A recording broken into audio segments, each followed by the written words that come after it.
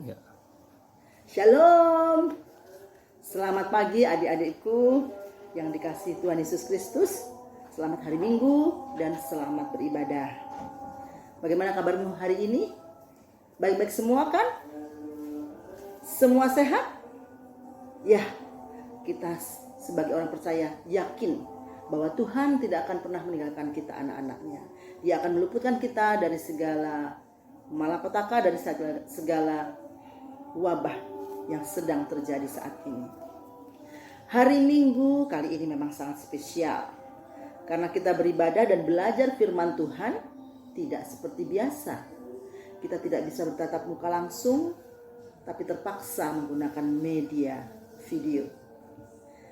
Harapan kakak, hal ini tidak mengurangi semangat kita untuk beribadah dan belajar firman Tuhan. Dan yang pasti Tuhan senang karena anak-anaknya selalu rindu untuk belajar firman-Nya. Nah, sebelum kita membaca dan belajar firman Tuhan, mari kita berdoa. Tuhan Allah Bapa kami di surga, Bapa yang selalu memelihara dan memberkati kami, terima kasih atas berkat dan penyertaan-Mu.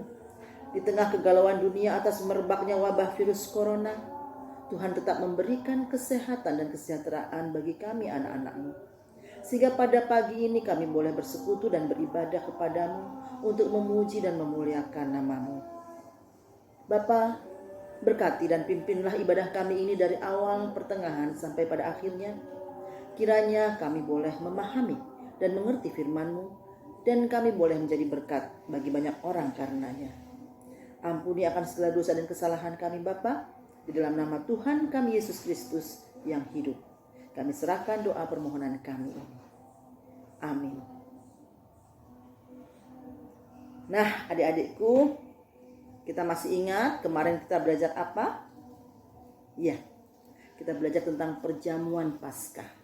Nah, untuk sekarang firman Tuhan yang akan kita pelajari hari ini terambil dari Markus 14 ayat 32 sampai 52 yang juga dapat dibaca dari Matius 26 ayat 44 sampai 54 dan juga Yohanes 18 ayat 10 sampai 11. Ketiga Injil ini menceritakan tentang pergumulan Tuhan Yesus di Taman Getsemani. Tolong nanti adik-adik baca ya secara keseluruhan. Minggu lalu kita belajar tentang perjamuan Paskah. Itu adalah perjamuan Paskah terakhir Tuhan Yesus dengan murid-muridnya. Nah, setelah melaksanakan perjamuan itu, Tuhan Yesus bersama 11 muridnya pergi ke Bukit Zaitun dan masuk ke dalam Taman Getsemani. Kenapa cuma 11 muridnya? Karena satu muridnya yaitu Yudas Iskariot telah meninggalkan mereka sebelum perjamuan selesai. Yudas memang sudah berencana untuk menyerahkan Tuhan Yesus pada imam besar. Sehingga waktu Tuhan Yesus mengatakan bahwa ada di antara murid-muridnya yang akan menyerahkan dia pada imam-imam dan tua-tua bangsa Yahudi yang selama ini tidak suka dan cemburu pada Tuhan Yesus karena dianggap telah menyaingi mereka dalam memberikan pengajaran tentang firman Tuhan.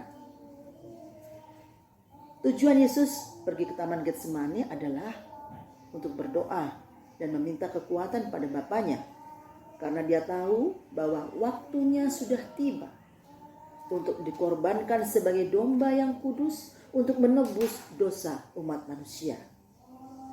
Untuk berdoa, Tuhan Yesus mengajak 3 muridnya, yaitu Petrus, Yohanes, dan Yakobus, untuk berjaga sementara Tuhan Yesus berdoa. Dia meninggalkan murid-muridnya yang lain di belakang. Tetapi ketiga muridnya bukannya berjaga, melainkan tertidur. Terbayangkan, waktu itu memang sudah sangat malam, dengan udara yang dingin di taman, yang membuat mata siapapun pasti mengantuk, apalagi mereka habis perjamuan kudus. Hal ini terjadi sampai 3 kali. Dan setiap kali Yesus kembali menemui ketiga muridnya, mereka selalu tertidur dan tidak sanggup untuk berjaga. Bisa dibayangkan perasaan Tuhan Yesus pada waktu itu.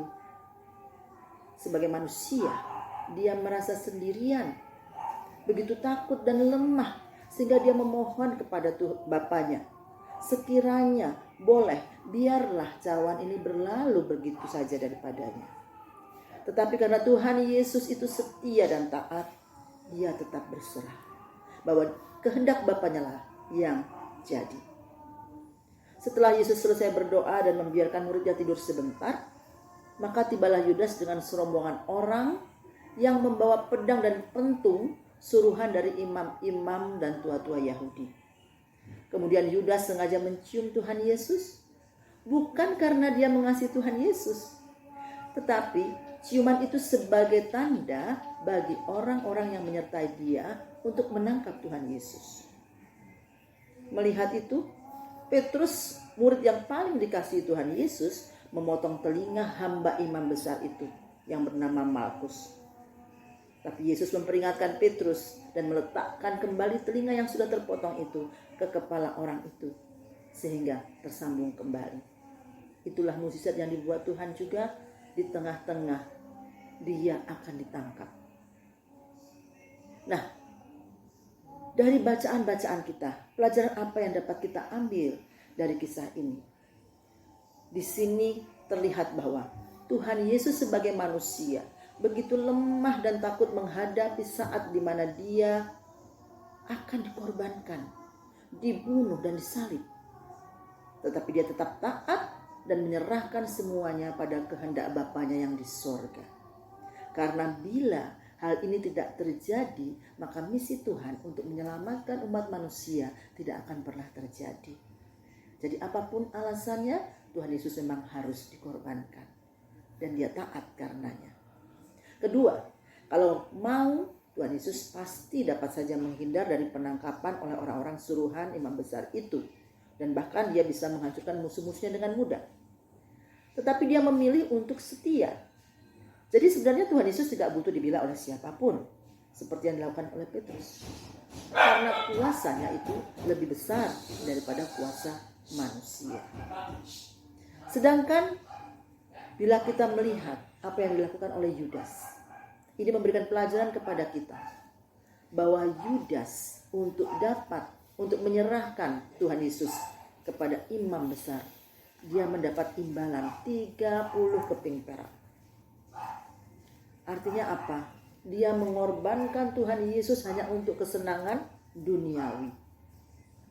Jadi ingat, jangan pernah kita mengorbankan Tuhan kita untuk hal-hal yang bersifat duniawi. Karena kita akan kehilangan keselamatan yang cuma-cuma yang sudah diberikan Tuhan Yesus kepada kita melalui pengorbanannya di kayu salib.